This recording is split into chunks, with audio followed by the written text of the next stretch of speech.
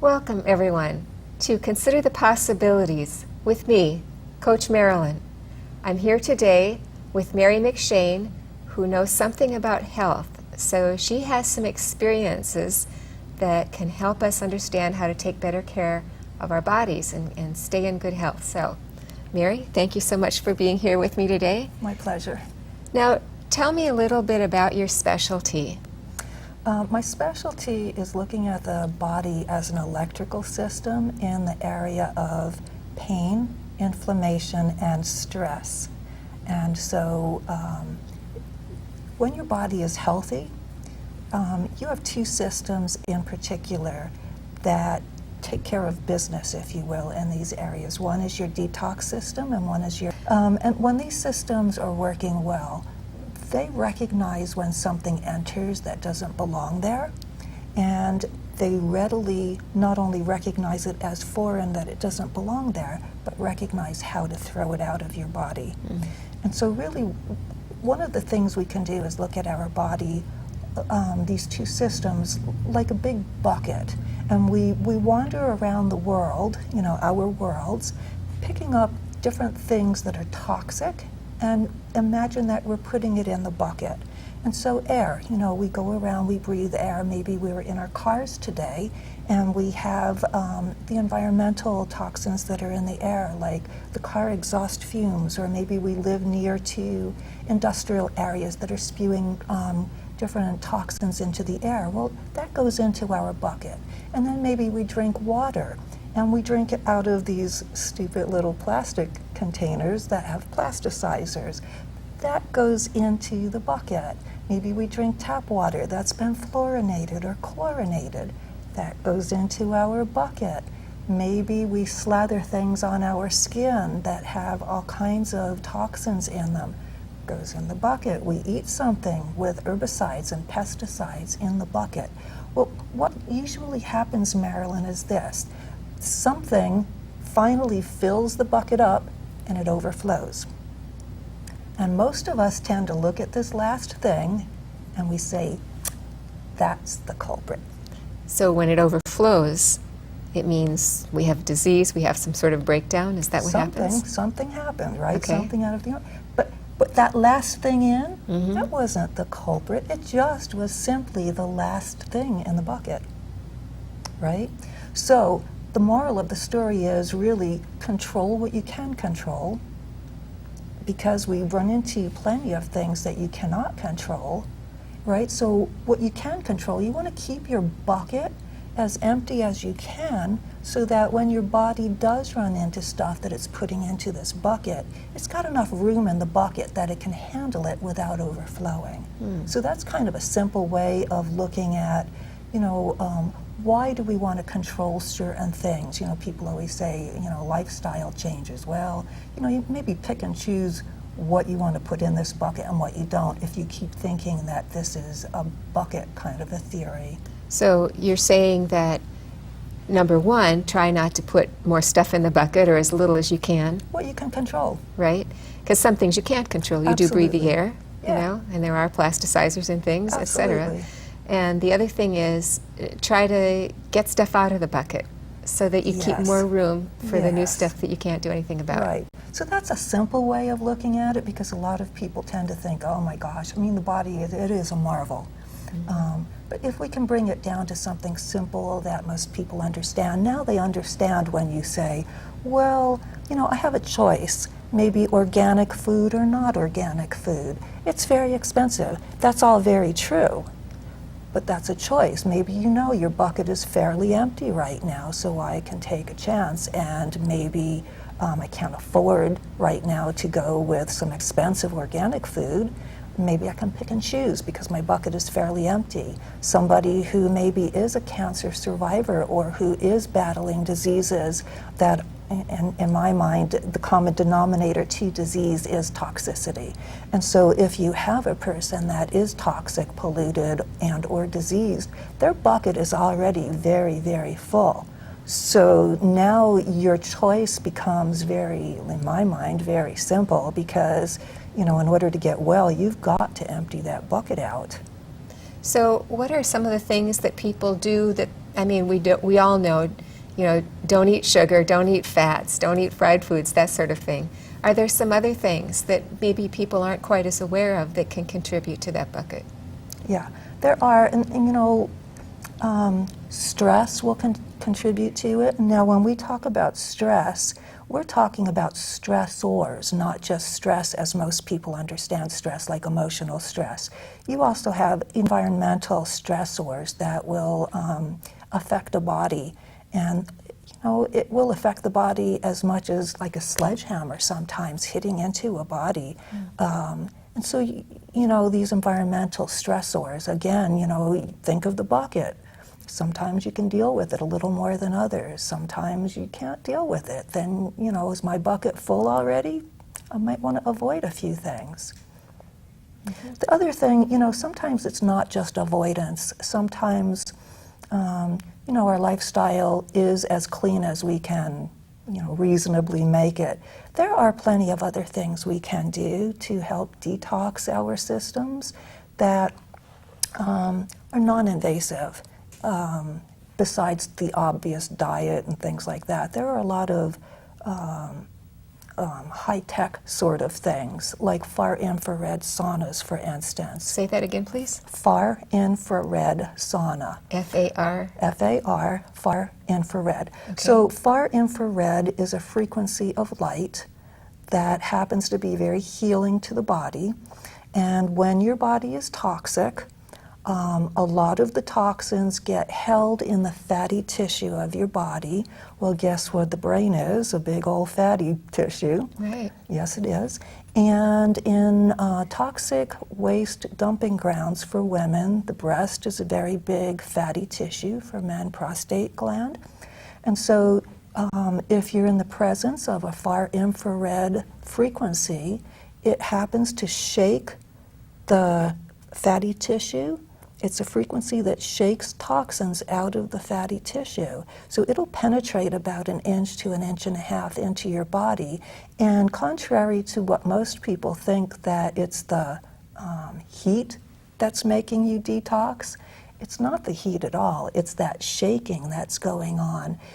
Really what's happening in terms of the sweating is that it's just providing an avenue or a pathway of elimination. Oh, I see. Right? The body's so smart, isn't it? The body is very smart. It knows we've got some extra stuff in here to get rid of. Let's sweat it out. Yes, it does. Okay, now think about it, though. Do you want to break loose more than what your body can eliminate? Logically speaking, right, you want to say no. Why? Because you don't know where it's going. Well, plus you get headaches and things like that. Exactly. Sometimes people think they're sick, but actually they're just going through a detox process. That's right. So the safe way to detox is to detox only as fast as your body can eliminate the toxins that you're breaking free. Mm-hmm. Right? I mean, that, to me, it's logical, and when people kind of look at it that way, so if this is your first time detoxing and you know you've got a lot of toxins on board, are you going to go into a far infrared sauna for, I don't know, an hour the first time? No, it doesn't even make sense, does it? Well, I think it's worth talking about what are some things that you should do, maybe before, during, and after you're doing some sort of a detox process. Mm-hmm. Because you have to be gentle with yourself, right? Yeah. What I usually tell clients is this. You want to be gentle. You want to be non-invasive. You want to be consistent, right? And so this makes sense that beforehand you want to be able, you drink a lot of water before you go into a sauna, because what? You're providing a pathway of elimination. Uh-huh. Your body will eliminate with urine, with a bowel movement, breathing. Through the skin. The biggest organ of elimination is our skin, right? And so, as I said, sweating is only one avenue out. So. Now, water is real important to the body. And I didn't realize that for a long time. Clean water. Good point, because we are the filter if we don't get clean water, right? So, and actually, I didn't realize this until a few years ago, but if I'm doing a lot of mental work, the brain needs a lot of water. And if I want to be alert, it really helps if I'm trying to study, if I'm trying to understand something cognitive, beyond just needing to hydrate if I'm in heat or exercising. If I'm trying to do some mental activity, it really helps if I drink some water. It does. And one of the things a lot of people don't understand is that one of the symptoms of dehydration is pain. Really? Yes. And so they're in pain. What do? They go to their doctor, they get pain medication, they take aspirins, whatever other invasive things they do. And the only thing the body ever really wanted was water. Ah, isn't that something? So the biggest bang for your buck for people that are in pain or that are detoxing, clean water. That's pretty simple and pretty inexpensive. It's very inexpensive, yeah. And the side effects are much better than a lot of the pain medications, Yeah, right? yeah. And as we mentioned coming into the show, you don't want to be drinking out of the plastic water bottles and adding the plasticizer in you, which very much mimics an estrogen kind of substance in your body. And so, you're just adding to that bucket that we initially talked about. And so that's why I jumped in right away and said clean water. So what are some of the other things that might mimic estrogen, and why is that a problem? Don't know. My background really is more on the high-tech side of things. Okay. And so, another way that you can detox in a high-tech way would be photon therapy. And again, encourage people to do your homework, because not all photon therapy devices have been created equal. And so there's a wide disparity in specifications. And so you really do want to do your homework and choose a device that has a lot of power with it, that's safe, that's easy to use, perhaps, according to your philosophy, maybe that's made in the US, all of the things that are important to you. But you want to do your homework with that. Now, photon therapy can also detox you. It also can help with pain. It can take down cortisol levels. It can take down inflammation levels as measured by C-reactive protein. So there's all kinds of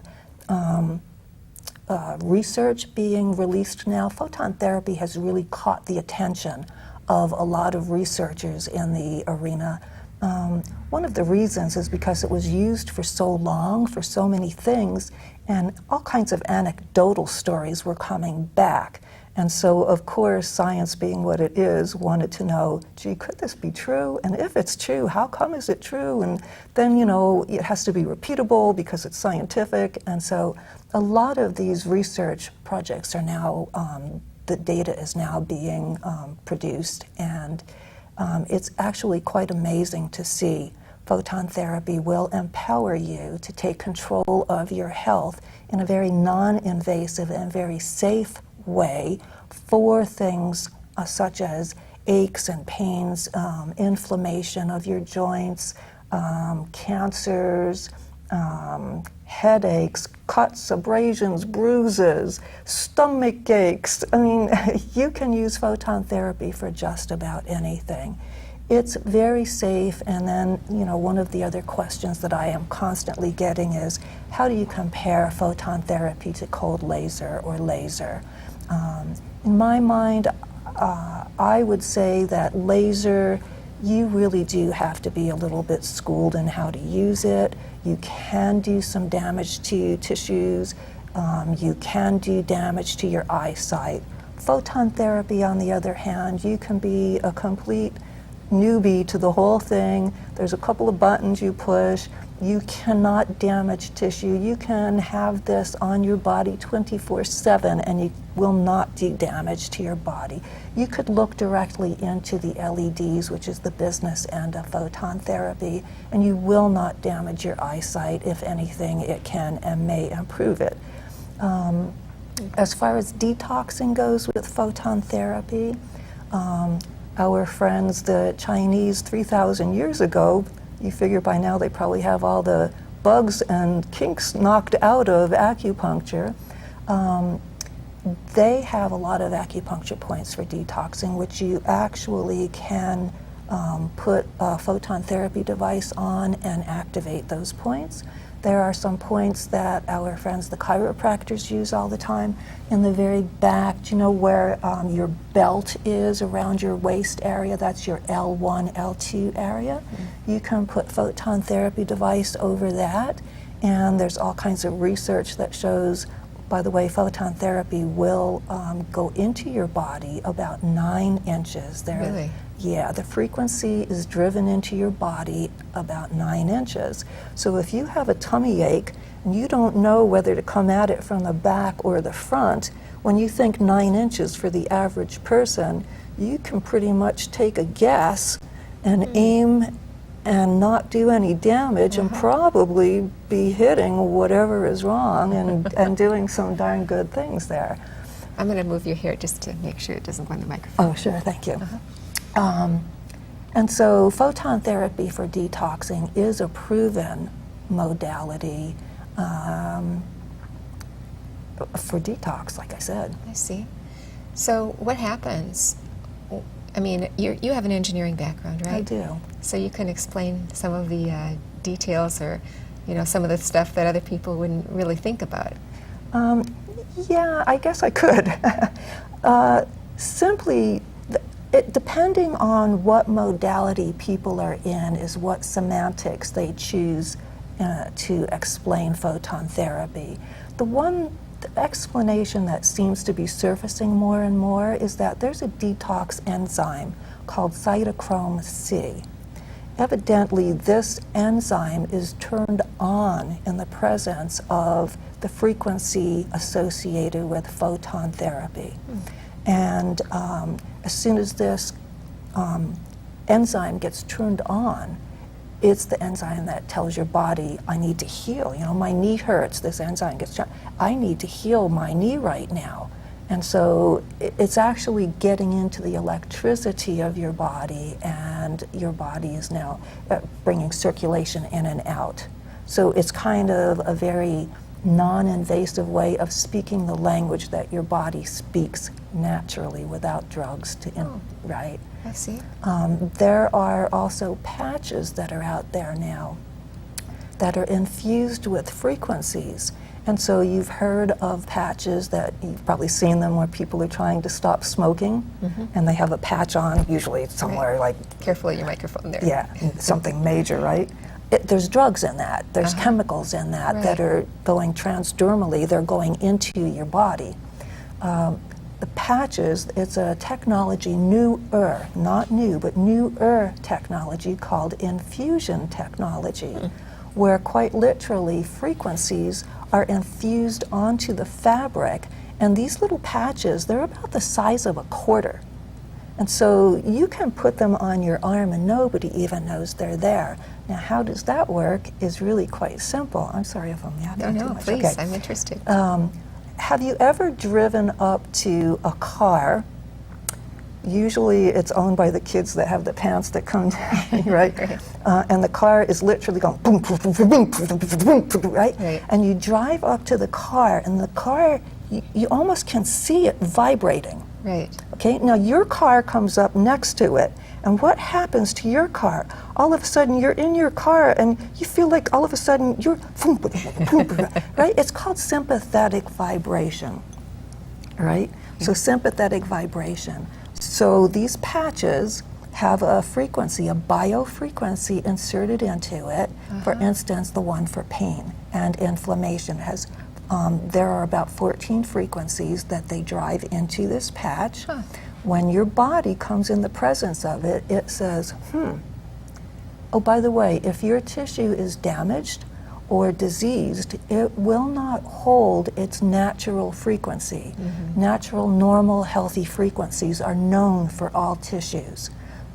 Diseased frequencies are also known for all tissues. All right, so now your body, maybe it's in pain, right? Something is wrong. It's not holding a frequency that should be holding.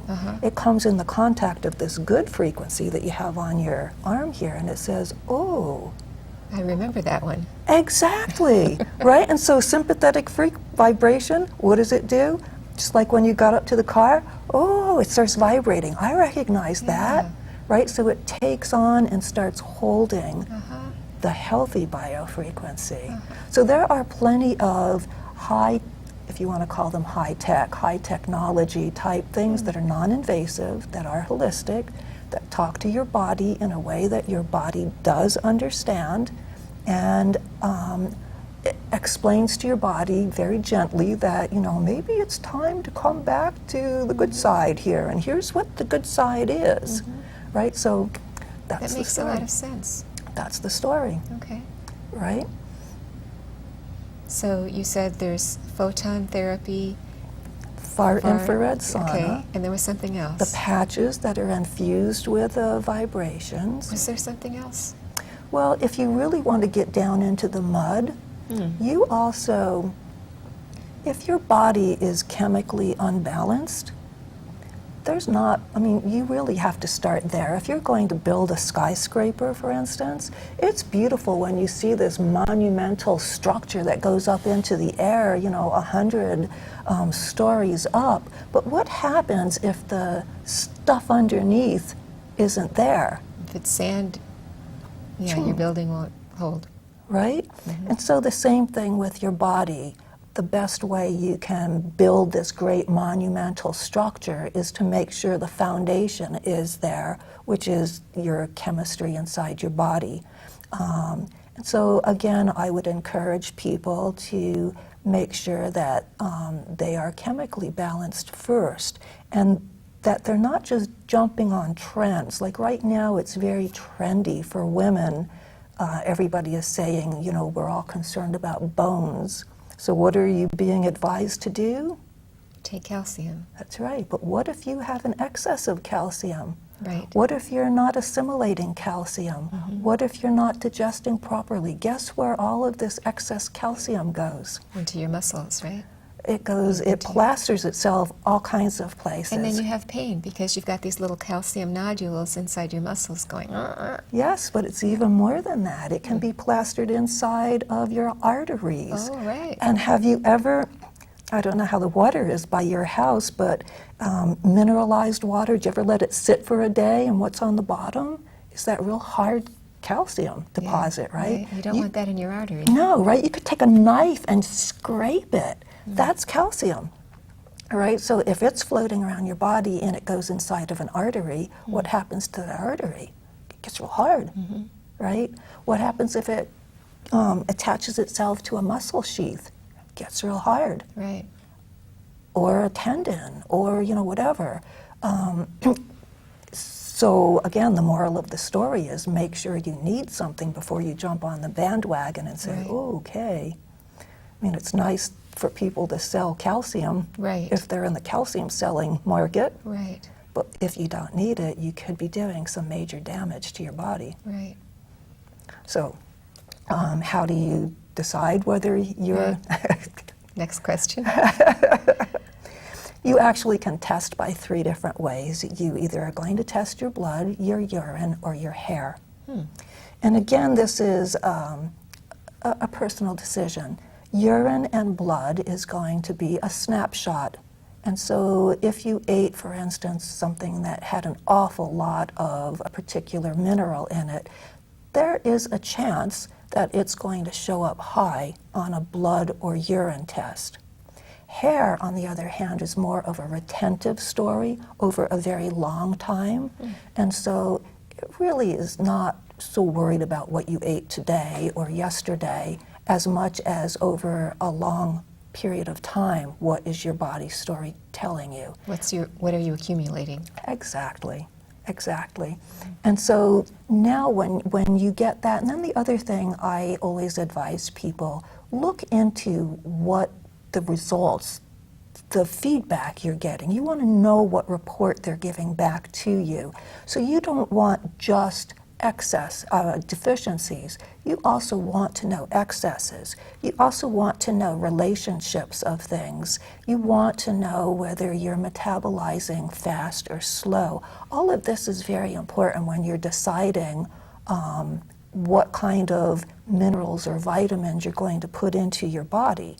And then from the feedback from the results, then you make your decision. And now it's scientific. It's not somebody saying, oh, Marilyn, you know, you're a female and you're of the age that you really ought to be concerned about, you know, Right. XYZ. Right. Right? Now you can take out your little report and you can say, well, according to my body, scientifically, this is what I need and this is what I have to balance, right? And it's amazing how much pain, inflammation, and stress will leave your body after you chemically balance it.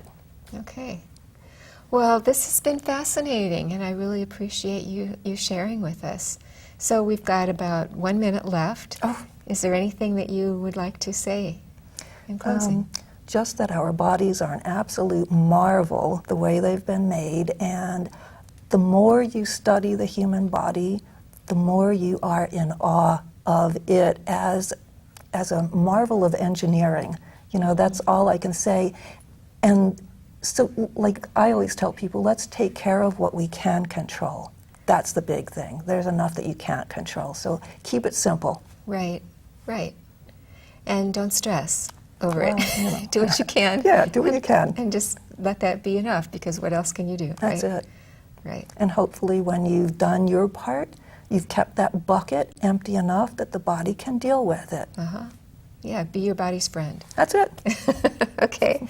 Well, thank you so much for joining us today. Thank you.